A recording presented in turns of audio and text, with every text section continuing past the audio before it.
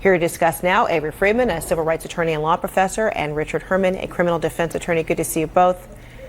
Good to see you. Hi, Fred. So, Avery, you first. This case, after the recent conviction of Dallas police officer Amber Geiger, who shot and killed an unarmed black man, Botham Jean, in his home, the issue of threat or lack thereof is at the core of this Georgia case, as it was in the Dallas case. How do you see it? Well, actually, I think you've nailed the issue, Frederica. This is a case in which Officer Olson claimed that he was pummeled by Anthony Hill. There was no evidence of that. That's what Olson told his colleague Lynn Anderson, another officer in DeKalb County, and there's no evidence to support it. Well, in the Geiger case, we never really accepted that Amber Geiger was being untruthful. She was forthright about things like that. And one thing juries don't like is officers lying. And that is a big one here. I think that makes the difference in not guilty or guilty. I think this is an officer in a lot of trouble right now because of that statement alone, not being truthful with his colleague.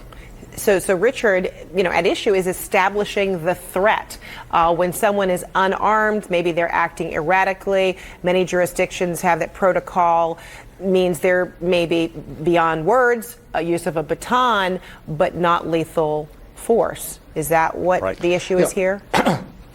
Fred, it's really, first of all, it's very difficult to convict a police officer. So that's for the starters. Let's go there first. That's right. Secondly, this is not the Amber Geiger case. This is completely different. This man he's responding to a 911 call where people are afraid.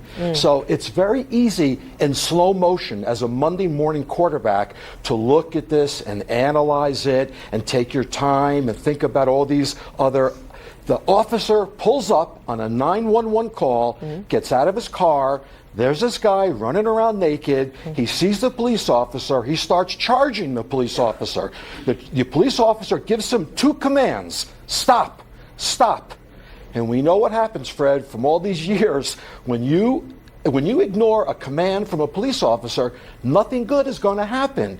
Now, the officer, the argument is he reasonably felt fear that he was going to be severely injured and harmed, and therefore that was the rationale for him taking his gun out. But he's unarmed and he's naked. He never said that. Richard, what's been revealed, according to loved ones, is that this young man suffered from mental illness, and to perhaps the police officer being didn't know off that. medication or on medication had something to do with his medication, might have helped explain this erratic behavior. And and looking at the video here of that kind, some examples of his behavior, is it then incumbent upon a police officer to a certain extent to be able to observe what's erratic may not necessarily mean threatening behavior?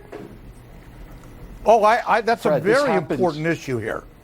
Very important. Let me just say this quickly, that when it came to the failure of dispatch to explain the mental illness, we know Olson knew, but at the end of the day, the default should be, what can I do short of lethal force? He talked about training, Frederica. Training deals with looking at those alternatives short of this fatal approach, and that's where Olson, I believe, is in a world of trouble. And so, Richard, that there is videotape. I mean, how much does that play into the decision making? I mean, clearly the jury is still deliberating, but how impactful is having this kind of video along with the explanation of actions, things that the jury finds difficult, digesting? Right. It's amazing, Fred. In fact, that's just what the jury looked at Friday before they deliberated for the weekend. People had cell phones and they took videos of this. So if the jurors, if the defense is substantiated by the videos, you're going to get an acquittal here. And you can talk about all these least restrictive means and a baton or a pepper spray or a martial arts takedown. The officer did not know this man suffered from mental illness. He didn't know he didn't take his meds that day. He's responding to a 911 call. He gets out of his car. This guy sees him. He's running at him. He commands him twice, stop, stop. Okay, he wasn't armed. There were a lot of things he could have done, but it happened so fast, Fred. It's so fast, you have to make a quick decision. And if the jury believes that the officer reasonably feared, they're going to acquit him. And Fred, I think there's going to be an acquittal in this case. So the jury has to believe that the officer felt threatened by the man who had no clothes on.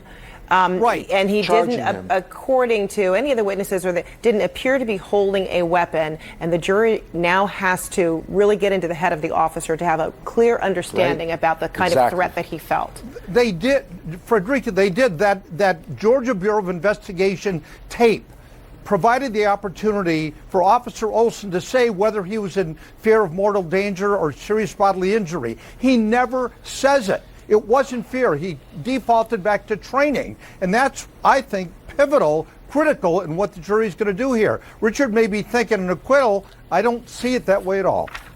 All right, Richard. You could have a hung jury too, Fred. One or two jurors could be holding out here. You may have a hung jury next week.